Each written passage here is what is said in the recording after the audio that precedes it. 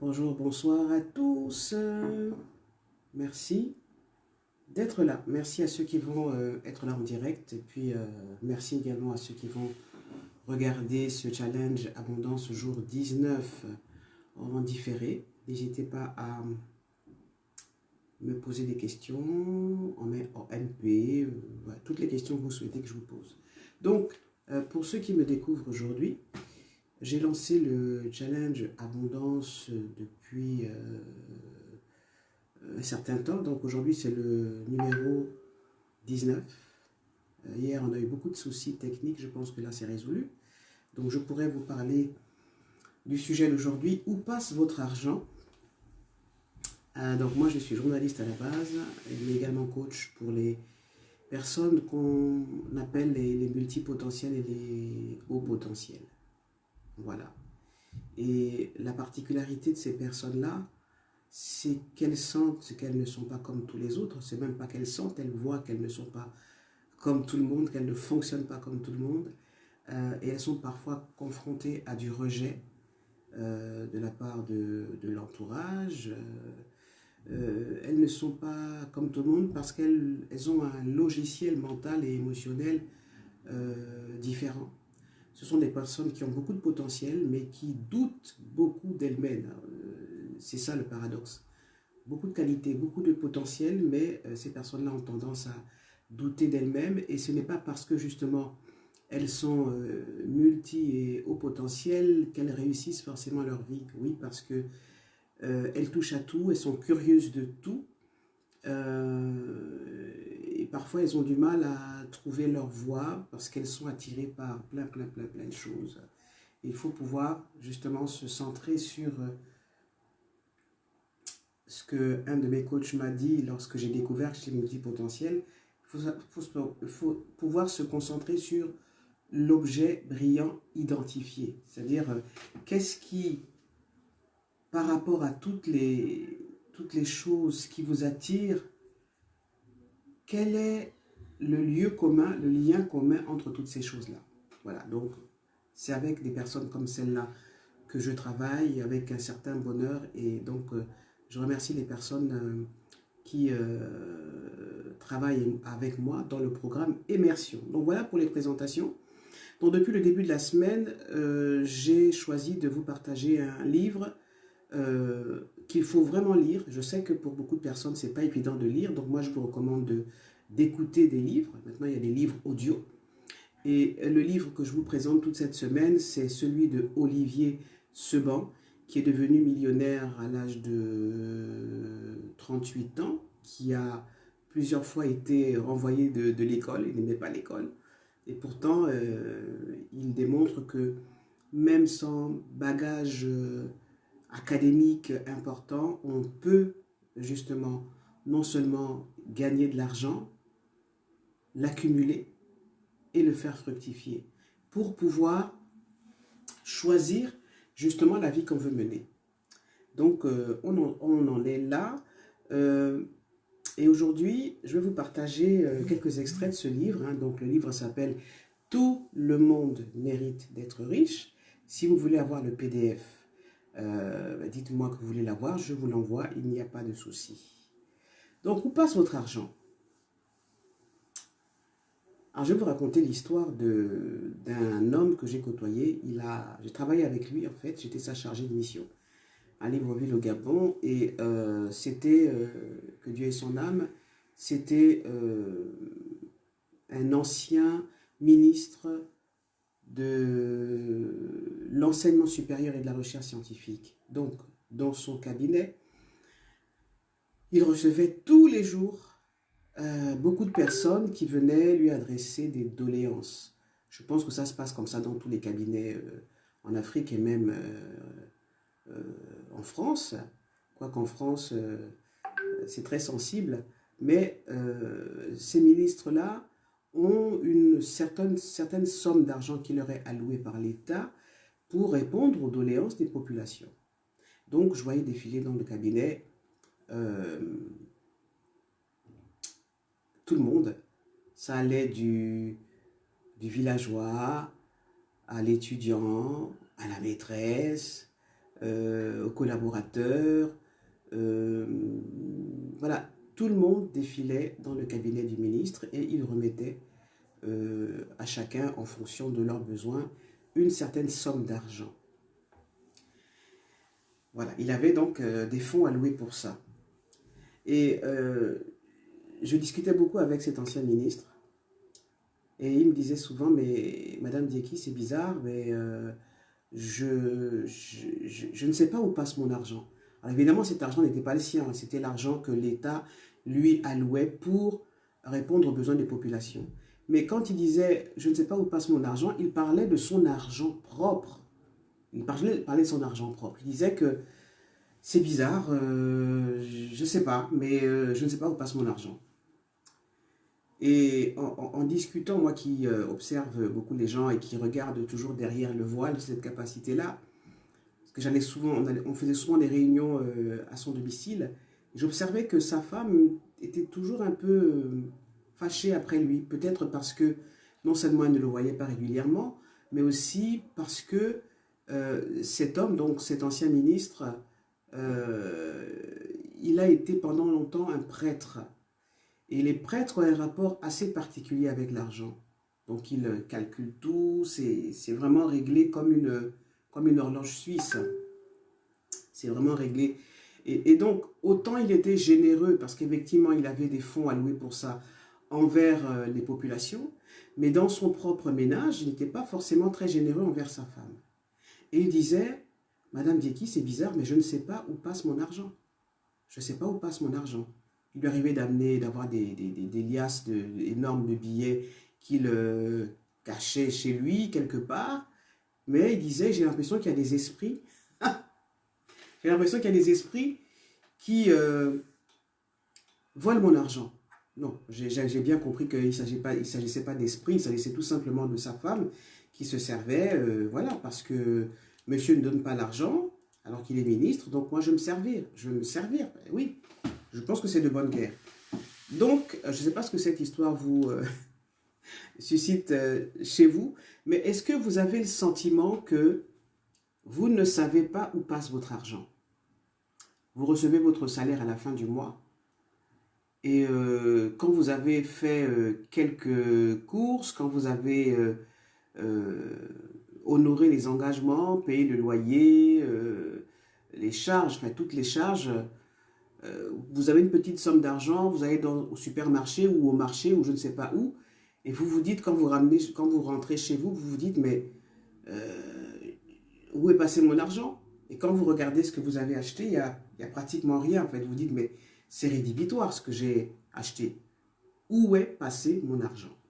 Donc, je vais vous partager justement ce que dit Olivier Seban sur cette question de l'argent. Où est-ce que passe notre argent? Et ce serait bien justement que vous me disiez où passe votre argent en fait. Donc il écrit ceci. Il existe une façon accessible à tous pour trouver de l'argent qui vous permettra de créer de l'accumulation et d'atteindre vos objectifs. Ok? Cela nécessite une introspection personnelle et une petite enquête sur la manière dont vous dépensez chaque jour votre argent. Dans bien des cas, nous ne savons pas exactement comment nous dépensons réellement notre argent au quotidien. Ces dépenses étant la conséquence d'actions habituelles, récurrentes et souvent irréfléchies. C'est vrai, on a de l'argent en poche, on a une petite faim, ou on voit quelque chose dans un magasin, et puis on entre dans le magasin et on se retrouve à acheter ce produit-là, alors qu'on n'a vraiment pas besoin forcément de ce produit-là. Mais sauf que nous les humains, presque tous les actes d'achat répondent à un besoin, ou en tout cas une émotion. Vous êtes un peu ennuyé, vous avez eu des soucis au travail, et pour vous réconforter, vous allez vous acheter quelque chose qui vous plaît, pour vous faire plaisir. En général, presque tous les actes d'achat que nous commettons, derrière ça, il y a toujours une émotion, il y a toujours un besoin de réparer quelque chose, il y a toujours un besoin de répondre à une frustration. Bonjour Noli, merci d'être là. De répondre à une frustration, votre patron, ou bien vous êtes disputé avec un collègue au travail, ben vous allez rentrer chez vous, vous allez boire une bonne bière, vous allez... Enfin, en tout cas, l'argent, votre argent, si vous ne faites pas attention, souvent vous le dépensez de façon irréfléchie. Donc Olivier Seban, lui, il nous demande de mener une petite enquête, de faire une introspection personnelle et de mener une petite enquête pour voir comment en fait on dépense chaque jour notre argent. Moi, et c'est ce que je vous conseille de faire, dans mon sac à main, j'ai c'est pas forcément le porte-monnaie, mais j'ai une enveloppe où je mets tous les reçus des achats que je fais. Je mets dans une enveloppe.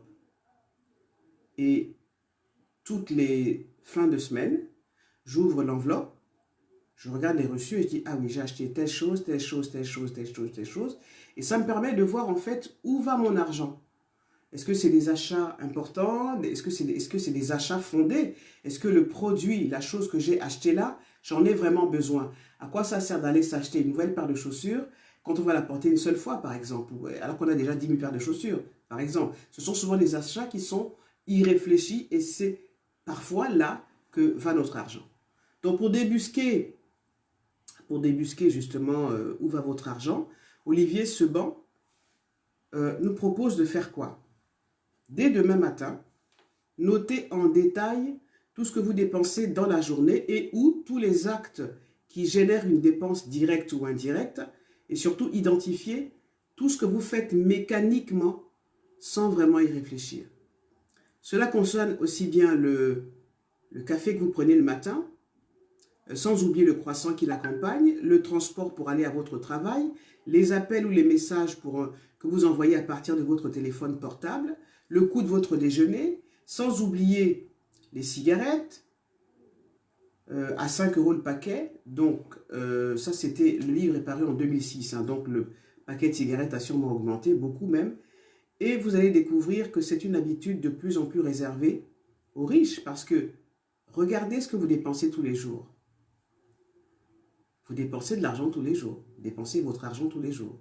Donc ça veut dire que, en général, vous avez de l'argent, ok? Ensuite, demandez-vous comment vous auriez pu faire autrement pour arriver au même résultat pour un coût moindre, tout en chiffrant cette économie. Par exemple, si vous passez, si vous devez aller prendre un repas tous les jours au restaurant à côté de votre travail, bon, ici en France on a les tickets restaurants, c'est très bien, mais si vous pouviez amener votre repas au travail, ça vous ferait dépenser moins d'argent. Vous allez me dire, oui, mais c'est compliqué, il faut s'organiser. Oui, mais c'est des choix, en fait, qu'il faut faire. Parce que quand vous multipliez la somme de toutes ces dépenses que vous faites au quotidien, ben vous vous rendez compte que c'est quand même une sacrée enveloppe. C'est quand même une sacrée enveloppe d'argent. C'est donc de l'argent que vous dépensez, alors que vous auriez pu faire des économies. Alors, un des participants à ce séminaire de Olivier Seban dit, et je comprends tout à fait ce qu'il dit, ouh là là, quel boulot pour économiser quelques euros, alors quelques CFA. Vous ne croyez pas que nous tombons dans la futilité? Donc, pour ce participant, il estime que c'est pas la peine, quoi. C'est des futilités. Comment on peut compter au jour le jour le paquet de cigarettes qu'on achète, le repas, le transport. Il estime que c'est futile. Et Olivier Seban répond beaucoup moins que vous ne le croyez. La finalité de cet exercice est de vous faire prendre conscience de la destination de votre argent. Oui, parce que vous regardez les tickets, dites, ah tiens, d'accord, donc tout mon argent que je dépense là, c'est de l'argent que je dépense pour la bouffe, pour la cigarette, pour...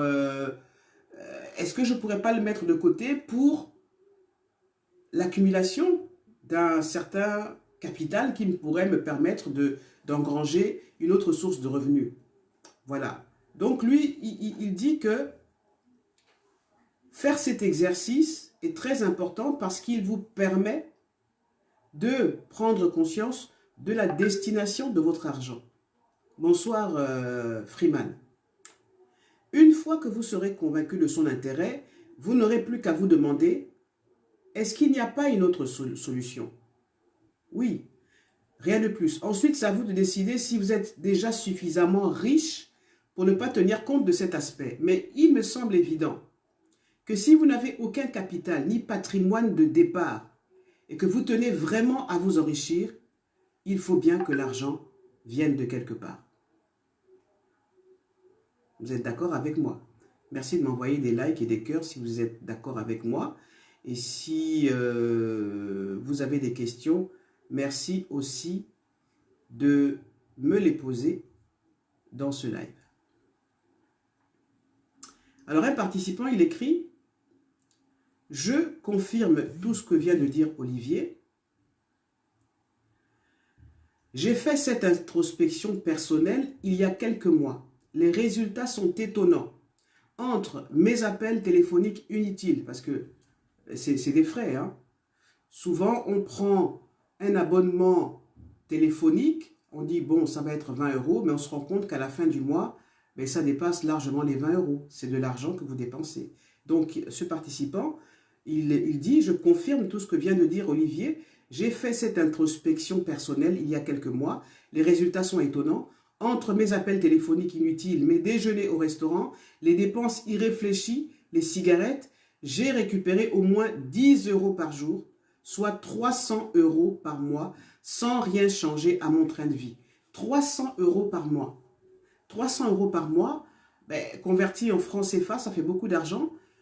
Maintenant, c'est vrai que la réalité n'est pas la même, mais quand vous faites cet exercice-là, vous vous rendez compte que, ben oui, je gagne de l'argent. Et cet argent-là, que je dépense inutilement, sans y réfléchir, ben je pourrais le mettre de côté pour commencer à accumuler de l'argent. Voilà. Alors, et avez-vous une idée de ce que représente ou ce que vous pourriez faire avec 10 € par jour investi à 10%? Alors, je vais vous épargner tout ça parce qu'effectivement, ici en France, quand vous avez un certain capital, il y a des intérêts. Moi, je m'intéresse beaucoup au contexte africain. Nous sommes africains et il n'y a pas beaucoup d'affaires. Il n'y a pas beaucoup d'Africains. On est dans des banques, mais ce n'est pas tout le monde qui est dans une banque. Donc, je vais vous épargner tous ces détails concernant les pourcentages que vous pourriez gagner si vous mettiez 10 € par jour. Mais réfléchissez. Imaginez que vous mettez 10 € par jour de côté. 10 € par jour de côté, ça vous fait à la fin du mois 300 €. Si vous économisez 10 € par jour, même si vous économisez 5 € par jour, et même si vous mettez de côté 1 € par jour, c'est de l'argent que vous mettez de côté.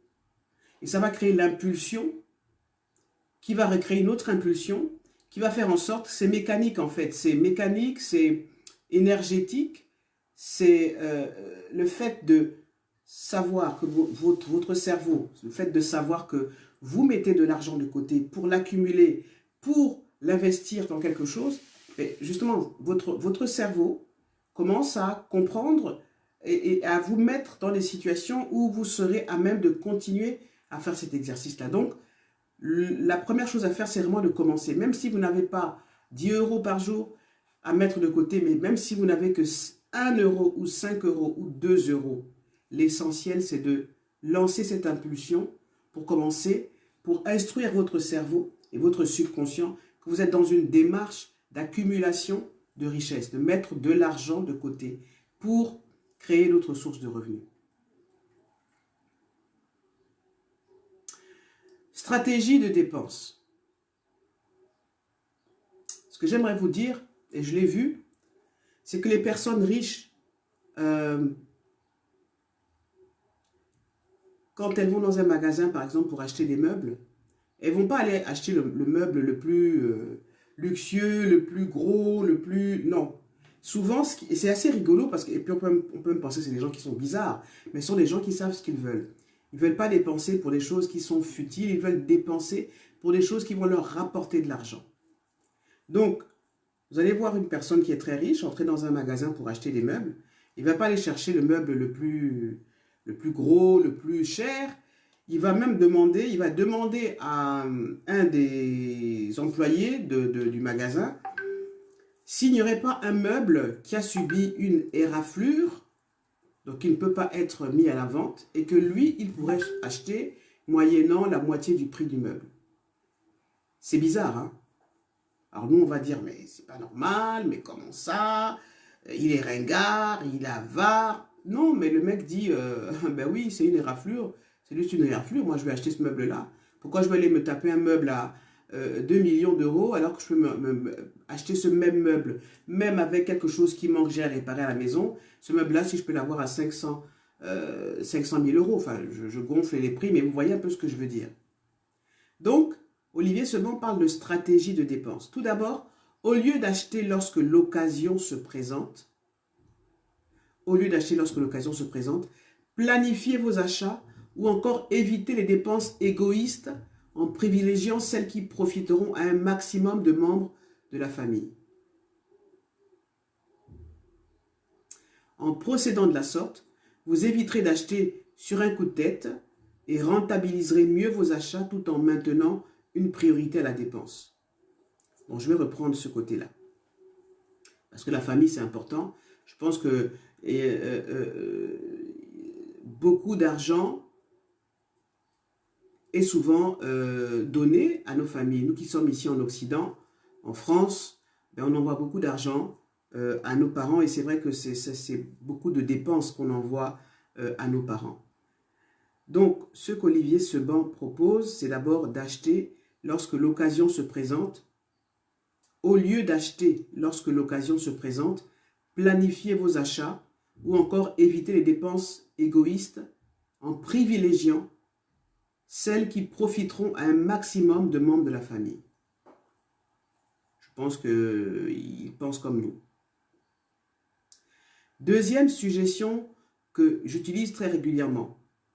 Lorsque vous savez ou croyez savoir ce dont vous avez besoin, achetez-le au dernier moment et jamais avant qu'il ne devienne vraiment nécessaire. À moins que vous ne soyez un acheteur compulsif, si le désir persiste, il est fort probable que vous en ayez vraiment besoin. Donc, je vais reprendre ça. Lorsque vous savez ou croyez savoir ce dont vous avez besoin, de quoi avez-vous besoin en ce moment? Qu'est-ce que vous voulez acheter? Ok? Achetez-le au dernier moment et jamais avant qu'il ne devienne vraiment nécessaire. À moins que vous ne soyez un acheteur compulsif, si le désir persiste, il est fort probable que vous en ayez vraiment besoin. Vous voulez acheter quelque chose, posez-vous la question de savoir, est-ce que j'en ai vraiment besoin? Est-ce que je ne peux pas réparer l'aspirateur? Ou on dirait une société de consommation qui nous pousse à jeter après 3 mois, après 6 mois. Mais on pourrait économiser de l'argent en décidant de le réparer, de le faire réparer. Ou d'acheter un ordinateur. Aujourd'hui, il y a des sites où il y a des ordinateurs qui sont recyclés et qui sont réparés et où vous pouvez trouver votre bonheur en fait. Vraiment, il faut faire des achats conscients. Est-ce que l'achat, la chose que vous voulez acheter, est-ce que vraiment c'est un besoin? Est-ce que vous ne pouvez pas vous en passer? Ok? Troisième suggestion pour dépenser intelligemment, lorsque vous remplacez un ordinateur, une voiture ou n'importe quoi d'autre, et que l'objet est toujours en état de fonctionner, promettez-vous de ne pas acheter le remplaçant tant que vous n'aurez pas cédé l'ancien. Donc, si vous voulez par exemple acheter une voiture, vendez d'abord la voiture, une nouvelle voiture, vendez d'abord la voiture, comme ça vous permet d'avoir de l'argent pour acheter une nouvelle voiture. Donc, vous bénéficierez ainsi d'une rentrée supplémentaire pour financer votre nouvel achat, tout en évitant d'avoir à brader l'objet en question lorsque vous en aurez assez de le voir ou de vous retrouver avec 2 voitures dans votre garage. Je pense que c'est du bon sens. Souvent, ce qu'on fait, c'est « Ah, je veux une nouvelle voiture, donc je vais aller prendre un crédit, alors qu'on a l'ancienne voiture qui est là, qu'on pourrait vendre, en fait.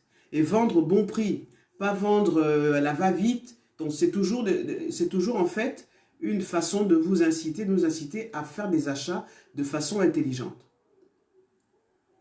Quatrième suggestion, passez en revue au moins une fois par an tout ce que vous payez comme contrat d'assurance, abonnement, etc. et regardez si vous ne pouvez pas payer moins cher simplement en faisant jouer la concurrence ou en supprimant ce que vous continuez à payer d'année en année et que vous n'utilisez pas vraiment. Je suis sûr, et moi aussi je suis passé par là, souvent vous avez des abonnements, vous ne savez même pas pourquoi vous êtes abonné, mais bon, c'est fait de façon automatique. Et puis comme c'est parfois des petites sommes, mais petites sommes c'est quoi? Ça peut être 13 euros, 20 euros, 29 euros. Donc c'est des abonnements que vous avez depuis très longtemps, peut-être à des journaux, à des chaînes de télévision, mais vous ne regardez même pas la télévision, en fait, vous ne regardez même pas cette chaîne-là, vous n'utilisez même pas le produit, le service. Donc c'est de l'argent qui est là, voilà, que vous jetez par la fenêtre. Ok? À ce niveau, vous serez très étonné de tout ce que vous payez trop cher ou quelquefois en double. Je suis sûr que vous avez ça. Je vous recommande très fortement cette inspection personnelle. Elle vous permettra à la fois de générer de l'accumulation et de savoir où vous en êtes dans vos dépenses récurrentes. Dernier conseil, ne cédez pas aux sirènes des vendeurs. Ah, les vendeurs. Oh là là, les vendeurs. Les vendeurs, ils savent vendre. Ils vont vous convaincre que vous devez acheter ce produit-là. Et si vous vous laissez faire, vous vous retrouvez avec encore un crédit ou des choses à acheter, à payer tous les mois, alors qu'en fait, vous n'en aviez vraiment pas besoin. Sauf que le vendeur connaît votre psychologie, il va vous charmer, il va vous dire des mots gentils et vous allez tomber dans le piège. Donc, ne cédez pas aux sirènes des vendeurs. Il n'y a aucune raison que vous payiez plus cher un produit pour la simple raison que le vendeur est plus habile que celui du magasin d'à côté. Les vendeurs font leur travail de commerciaux, faites votre travail de consommateur. Moi, ça me fait penser justement à ces vendeuses. Vous entrez dans le magasin pour acheter un vêtement. Déjà, vous êtes dans un état d'esprit. Oh, j'ai peut-être une peine de cœur, ça va mal, je veux me faire plaisir, je veux me faire belle. Il y a déjà une armoire à la maison remplie de vêtements. Mais vous vous dites, moi, je veux me faire plaisir. Donc, vous entrez dans le magasin de vêtements et puis il y a la vendeuse qui est là. Elle vous a tout de suite cerné. Bonjour, vous allez bien? Est-ce que je peux être à votre service? Et puis elle va commencer à vous flatter. Ah oui, mais prenez ça, etc., etc., etc. Et je me suis laissé entendre dire que aujourd'hui, depuis des années, dans les magasins, ils placent des miroirs qui qui ont la faculté de, même si vous êtes ronde et que vous avez un peu honte de vos formes, mais de vous amincir davantage. Si bien que quand vous entrez dans la cabine d'essayage, face au miroir, vous dites « Waouh, ah mais je suis belle, mais j'ai perdu des kilos. » En fait, non, vous n'avez pas perdu de kilos. C'est simplement que les miroirs sont fabriqués de telle sorte que vous avez l'impression que vous êtes plus mince. Donc ça, c'est des techniques des vendeurs. Donc, ne vous laissez pas manger par les commerciaux parce que c'est leur métier. Olivier Seban précise donc que ces modes opératoires ne sont que des suggestions. N'hésitez pas à en imaginer d'autres qui seront peut-être plus adaptés à votre environnement et à votre situation, tout en gardant en tête que l'objectif final n'est pas de mettre un frein à l'achat, mais de raisonner vos achats. Il ne s'agit pas de vous priver, non, non. C'est pas parce qu'on veut avoir une vie plus aisée plus tard, dans 2 ans, dans 5 ans, dans 10 ans, qu'on doit passer la vie à se priver. Il s'agit simplement de faire des achats intelligents. Quelque chose que vous voyez dans un magasin qui coûte par exemple 800 €, vous pouvez l'avoir si vous le cherchez beaucoup moins cher dans un autre magasin. Donc ça demande d'avoir un comportement de consommateur avisé qui ne fait pas des dépenses comme ça, voilà, sur un coup de tête. Ok?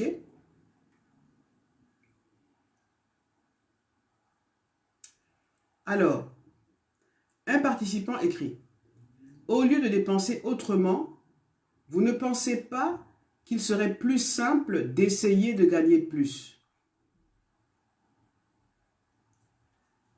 Olivier Seban répond: dans un premier temps, je pense que c'est la dernière chose à faire. Oui, parce que plus vous avez d'argent et plus vous dépensez de l'argent. Si vous continuez à fonctionner comme on fonctionne en général, vous allez constater que plus vous avez d'argent et plus vos dépenses augmentent. Ok? Donc, il dit, il ne faut pas le faire. En procédant de la sorte, non seulement vous ne vérifiez pas que vous payez le juste prix, vous ne faites rien pour changer vos habitudes de dépenses, mais en plus, vous augmenterez vos impôts en France. Étant donné que l'administration fiscale prélève systématiquement sa part sur tout ce que vous gagnez, plus vous gagnerez et plus vous payerez. Par conséquent, votre premier objectif sera de maîtriser l'utilisation de vos ressources et de veiller à la façon dont vous les utilisez. Vous avez un peu d'argent, déjà commencez à bien gérer ce peu d'argent-là. Parce que quand vous aurez beaucoup plus d'argent, si vous n'avez pas été éduqué, vous aurez tendance à dépenser plus. Et ça ne vous permettra pas justement de vous enrichir dans l'avenir. J'espère que vous comprenez ce que je vous dis. Alors,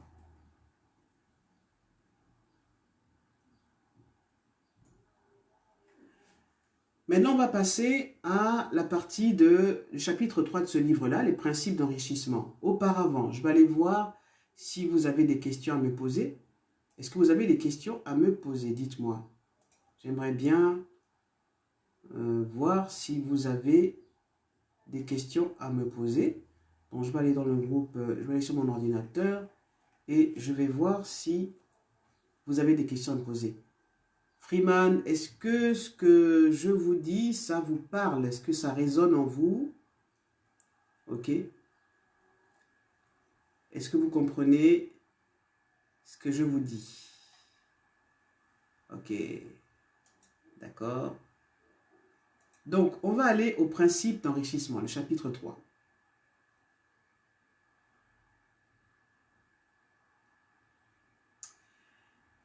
Un point important de l'enrichissement réside dans la manière dont vous utiliserez votre nouveau pouvoir d'achat.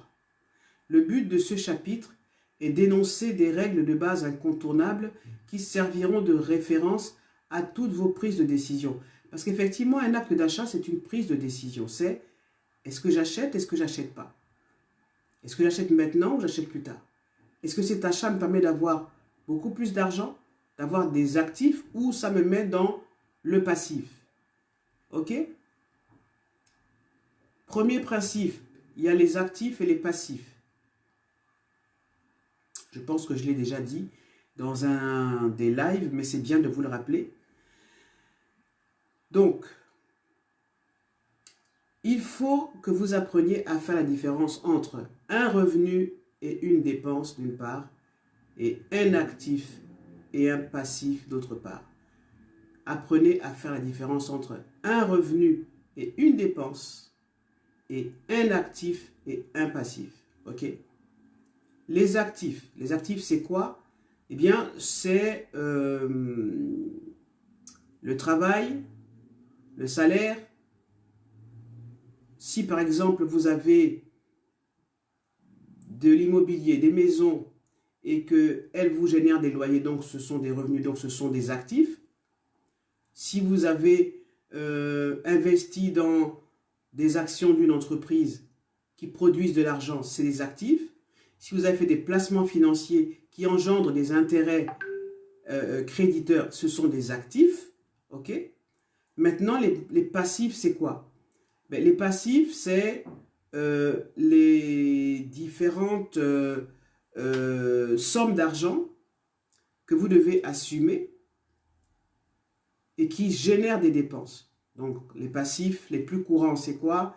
C'est ici en France, la fiscalité et l'impôt, n'est-ce pas? Les crédits et les intérêts débiteurs. Vous comprenez, les débits, c'est des crédits, c'est du passif, surtout quand vous prenez un crédit, par exemple, pour acheter une télévision plasma. C'est bien, vous aurez la télévision, la très grande télévision qui va trôner au milieu du salon, c'est très bien pour les enfants, pour la famille, mais ce n'est pas quelque chose qui va vous rapporter de l'argent. Je ne dis pas de ne pas le faire, mais je dis, ne faites pas que ça. Ne faites pas que ça. Investissez dans des actifs, dans des choses, des produits qui vont vous rapporter de l'argent. Donc, les passifs, c'est les crédits et les intérêts débiteurs, c'est toutes les dépenses de la vie quotidienne, la nourriture, l'habillement, les loisirs, la pension alimentaire, les amendes, bref, l'argent qu'on envoie au pays, l'argent pour les parents, etc., etc. Donc, c'est vraiment très important de savoir faire la différence entre un actif et un revenu, ainsi qu'entre un passif et une dépense. Est-ce que c'est clair pour vous? Est-ce que c'est clair pour vous? Mais très cher au potentiel.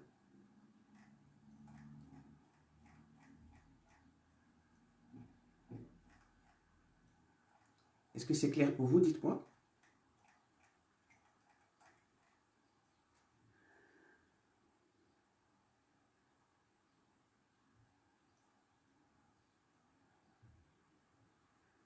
Dites-moi, est-ce que c'est clair pour vous?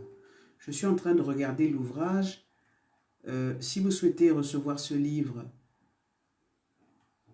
en PDF, dites-le moi, je vous l'enverrai volontiers. Alors, il y a des parties qui concernent vraiment les personnes qui vivent en Occident.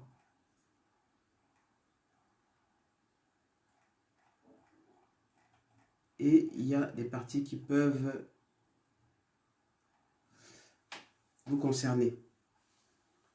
Alors, il dit, on va parler de la partie où il dit qu'il ne faut pas avoir honte de s'enrichir. Il ne faut pas avoir honte de s'enrichir. Et bien souvent, en tant qu'Africain, on s'empêche de réussir parce qu'on est très mal vu. Je connais beaucoup de personnes qui ont une vie assez aisée en Afrique, qui vivent avec une hantise. C'est la peur que dans leur entourage, quelqu'un de leur entourage meure.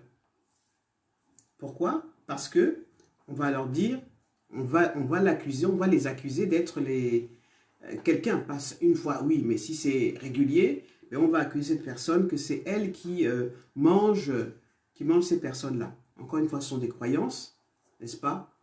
Ce sont des croyances. N'ayez pas honte de vous enrichir. Bien souvent, les gens s'auto-sabotent sur ce plan-là parce qu'ils se disent, mais si je m'enrichis, je n'aurai plus d'amis, ou alors si je m'enrichis, il y a des gens qui ne vont me fréquenter que parce que j'ai de l'argent. Donc, de façon inconsciente, et c'est très puissant justement, ces choses inconscientes-là, ben, on s'empêche de réussir. Donc, Olivier Seban écrit dans ce livre qu'il ne faut pas avoir honte de vous enrichir. C'est le meilleur moyen d'aider les autres. Et c'est vrai, pendant des années, j'ai donné des interviews à des associations africaines en France. C'était des associations tenues par des personnes qui avaient un très bon cœur, mais qui n'avaient pas d'argent. Et elles investissaient de leur propre salaire pour aider les associations. Un moment, elle se disait, mais Madame Eugénie, je suis complètement embêtée parce que je n'ai plus d'argent. Il y a des gens qui sont en souffrance et en plus, je ne reçois même pas de la reconnaissance pour ce que je fais. Mais la solution, c'est d'abord de commencer à vous enrichir. Et quand vous vous enrichissez, vous pouvez maintenant aider les autres. Vous pouvez avoir toute la sympathie du monde pour les plus déshérités et penser que le monde est injuste, mais ce n'est pas votre compassion qui leur donnera à manger. Et je pense que ce qu'il dit là, c'est très important parce que nous avons tendance, nous Africains, et c'est tout à fait légitime, à vouloir tendre la main, à vouloir aider les autres, à vouloir les sauver. C'est bien, mais il y a un effet pervers à cela. L'effet pervers, c'est que, et ça, regardez comment nos parents se comportent en Afrique quand ils sont habitués à recevoir une certaine somme d'argent par les sociétés qui envoient de l'argent. On enrichit d'abord les sociétés de transfert d'argent et on envoie de l'argent à nos parents en Afrique. Et bien souvent, cet argent sert à quoi? Dites-moi. Mais cet argent, parfois, ils s'en servent pour des dépenses qui sont futiles. Et le fait d'avoir cette habitude d'envoyer de l'argent à nos parents sans leur faire prendre conscience justement qu'ils pourraient transformer cet argent en métier, en travail, investir pour pouvoir après s'autosuffire et ne pas seulement compter sur vous. Ça va plus rendre service à nos parents et je pense que l'Afrique va avancer comme ça. Mais si on continue à envoyer de l'argent, mais on n'incite pas ces personnes-là à trouver des solutions par elles-mêmes, à décider que, ah oui, mais quand même, je suis un peu assisté parce que j'ai un parent, une mère, une tante qui m'envoie de l'argent depuis l'Afrique, mais pourquoi cet argent ne me servirait pas justement à créer mon propre boulot pour ne pas être un poids pour la personne pour mon parent qui est en Europe, en France ou dans le reste du monde. Donc je pense que c'est très important de ne pas avoir honte de vous enrichir parce que plus vous êtes riche et mieux vous pouvez aider les gens. Mais si vous êtes pauvre, ce n'est pas votre compassion qui donnera à manger aux gens.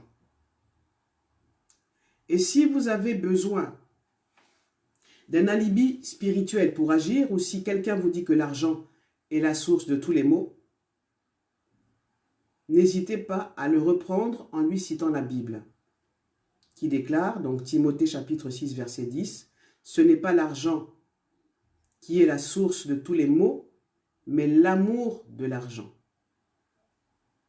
Nuance.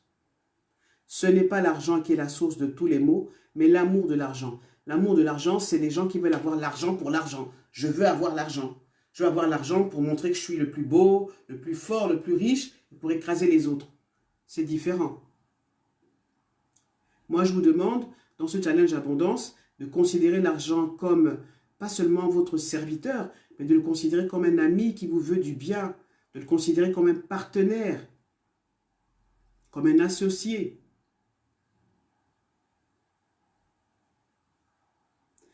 Il poursuit, l'argent et la richesse ne vous donneront pas obligatoirement accès au bonheur complet, on est bien d'accord avec ça. Mais vous apporteront une aide précieuse en vous permettant de construire un environnement propice à votre développement personnel. Il vaut mieux avoir de l'argent et pouvoir payer ses médicaments, parce que l'argent ne donne pas tout, ça c'est évident, mais il vaut mieux avoir suffisamment d'argent pour payer, par exemple, sa dialyse, plutôt qu'être pauvre et d'attendre que l'État ait installé des dialyses dans les hôpitaux pour que vous puissiez avoir accès, si possible, à ces dialyses. Donc, c'est très important justement de vous respecter et d'honorer la personne que vous êtes en étant fier de vouloir justement améliorer votre situation financière.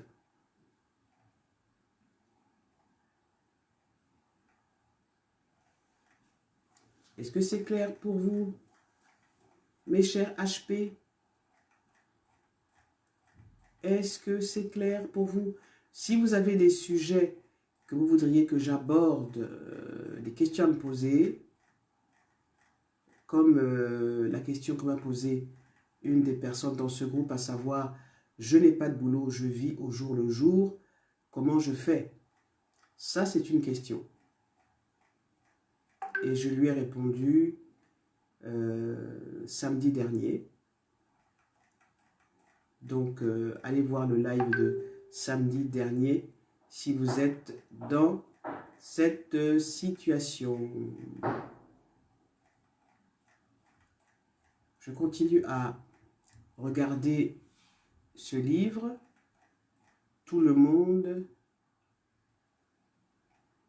mérite d'être riche, d'Olivier Seban. Est-ce que c'est clair pour vous, ce que je vous ai dit là, aujourd'hui, dans ce live? Est-ce que c'est clair pour vous?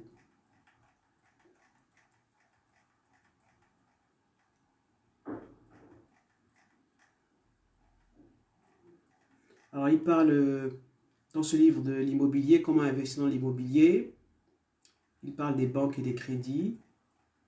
Il parle de l'État, dont il pense, c'est son opinion, que l'État fabrique plutôt des pauvres que des riches. Hein. Ça arrange l'État de fabriquer plutôt des pauvres que des riches.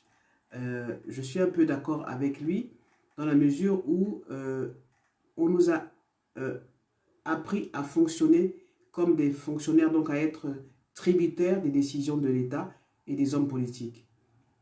Je pense qu'il faut pouvoir couper la poire en deux et se dire, ok, je voudrais pouvoir compter sur l'État, mais je veux d'abord pouvoir compter sur moi. Je veux pouvoir compter sur moi d'abord. Compter sur vous, c'est déployer votre génie personnel, c'est vous former, c'est investir en vous, c'est vous acheter des livres qui parlent d'argent, d'investissement pour entrer vraiment dans justement cette science de l'enrichissement, c'est de fréquenter des personnes qui ont des entreprises, des personnes qui sont riches, d'entrer dans leur milieu, de comprendre comment ils fonctionnent parce qu'ils ont un mental, ils ont une façon de concevoir la vie et l'argent qui n'est pas celle du commun des mortels. Il y a une mindset assez spéciale. Ok. Alors là, je suis sur le chapitre de la bourse. Quand acheter. Voilà, quand acheter. Il parle du CAC 40. Quand est-ce qu'il faut vendre, quoi et comment acheter. Donc c'est vraiment un livre complet. Mais moi, ce que je vous conseille, c'est vraiment d'acheter des bouquins. Il y a beaucoup de livres très intéressants qui parlent de l'argent. Je vous conseille également vraiment de rencontrer des personnes qui ont déjà fait leurs preuves et de vous former avec ces personnes-là.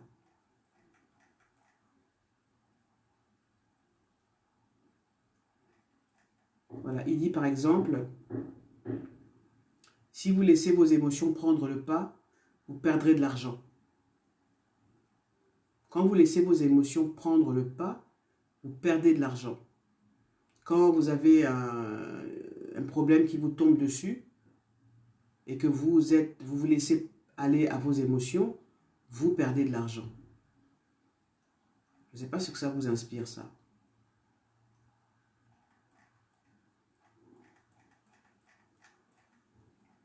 Alors, il y a un chapitre sur l'entreprise, la création d'entreprise.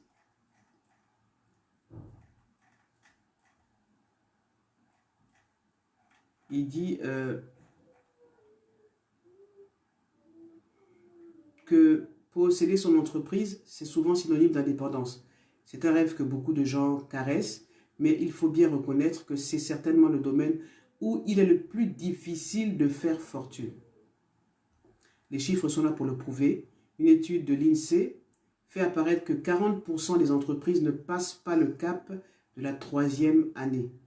Les raisons principales étant un manque d'expérience dans le domaine exploité et une capitalisation insuffisante. Donc, c'est ce que je disais, vous voulez vous lancer dans l'entrepreneuriat, vous voulez par exemple ouvrir un restaurant, faites-vous embaucher par un restaurateur ou quelqu'un qui a un restaurant et vous allez comprendre en fait de l'intérieur comment ça fonctionne. C'est vrai qu'il y a beaucoup de gens qui rêvent d'être entrepreneurs, c'est vraiment un truc à la mode, quoi. Je veux créer mon entreprise parce que c'est synonyme de liberté, d'indépendance. Mais ne faites pas l'erreur par exemple, de laisser tomber votre travail sur votre première source de revenus, comme ça sur un coup de tête. Non, il faut vraiment préparer les choses, il faut se préparer parce que si ça marche pour vous, vous allez vous rendre compte que vous allez être votre propre patron, mais vous allez consacrer toute votre énergie, tout votre argent, tout votre temps à votre entreprise. Alors qu'en fait, non, c'est votre entreprise qui doit vous faire gagner de l'argent, même si vous n'êtes pas là. C'est à ça qu'il faut arriver. Et c'est pour ça qu'il faut s'informer, il faut se former.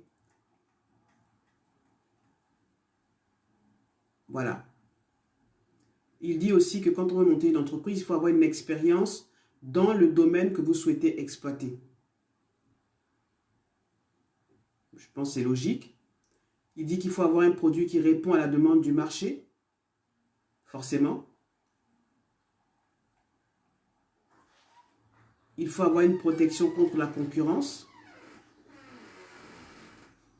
Une protection contre la concurrence. Et parfois, il faut faire mieux que la concurrence. Il faut observer la concurrence. OK? et il faut disposer d'un capital suffisant. Bon, il y a deux écoles. Hein.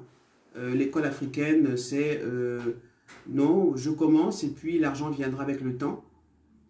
Et puis il y a d'autres qui disent, ben, avant de lancer une entreprise, il faut pouvoir mettre de l'argent de côté pendant 3 ans qui permettent justement de pallier les dépenses, les risques, le temps que l'entreprise commence à grandir. Et je pense que c'est dans cette direction qu'il faut aller. Il faut disposer d'un capital suffisant si vous voulez monter une entreprise. 3 ans d'argent mis de côté, de capital mis de côté pour parer au problème. Le temps que l'entreprise justement se mette sur les rails. Être capable de se remettre en question. Une qualité importante du créateur d'entreprise est sa capacité à prendre du recul. Oui, parce que si vous faites quelque chose parce que c'est comme ça, vous êtes convaincu de ça et que vous ne vous remettez pas en question, si vous n'écoutez pas les conseils de vos collaborateurs, vous risquez de perdre votre entreprise et de perdre de l'argent. Donc c'est très important de pouvoir se remettre en question. Et puis il faut savoir s'arrêter. C'est comme je vous disais, vous ne créez pas une entreprise pour être esclave de votre entreprise, vous créez une entreprise pour être maître de l'entreprise, de votre argent et de votre temps. Or, on a constaté que vous laissez votre emploi salarié, c'est effectivement, vous échangez de l'argent contre votre temps, ok? Vous créez votre propre entreprise, mais vous vous enfermez dans votre entreprise, si bien que vous travaillez matin, midi et soir, votre femme ne vous voit plus, votre mari ne vous voit plus, vos enfants ne vous voient plus. Non, aujourd'hui, on est dans une autre manière de concevoir le monde de l'entreprise, en fait. Et je pense que c'est très important à savoir. Pour monter une entreprise, il faut avoir les qualités d'un manager. Apprendre à se connaître. Apprendre à vous connaître. Apprendre à connaître les capacités des autres, de vos collaborateurs. Et vous mettez la bonne personne à l'endroit qu'il faut pour que ça fasse marcher l'entreprise. Et élément important, et je terminerai par là, n'embauchez pas des collaborateurs que vous allez simplement utiliser. Vous prenez des collaborateurs que vous allez contribuer à faire grandir avec vous. Ça, c'est un secret, justement, pour que votre entreprise, qui est une entité, qui est une énergie, justement, puisse continuer à faire des bénéfices, même quand vous n'êtes pas là, même quand vous ne serez plus là. Voilà ce que je tenais à vous dire au sujet de ce livre. Tout le monde mérite d'être riche. Est-ce que, avant de nous quitter, vous avez une question spéciale à me poser, messieurs, dames? Noli, merci d'être là. Freeman, merci d'être là. Est-ce que vous avez des questions particulières à me poser? Oui, non? S'il n'y a pas de questions, écoutez, je vais vous laisser vaquer à vos occupations. Il est quand même 20h25 maintenant. Moi, je vous dis donc au revoir. Je vous retrouve demain à 19h30. Et tout à l'heure, donc, je vais retrouver ma team, la team Immersion. Donc, on a 2 coachings de groupe mensuels et des coachings individuels. Donc, si vous voulez en savoir davantage sur qu'est-ce que je propose dans le programme Immersion, c'est un programme d'accompagnement sur 1 an. N'hésitez pas à me contacter pour me poser des questions et, si vous le souhaitez, faire partie de la team Immersion. Sur ce, je vous souhaite une très belle fin de soirée et je vous retrouve demain avec beaucoup de plaisir à 19h30. Au revoir.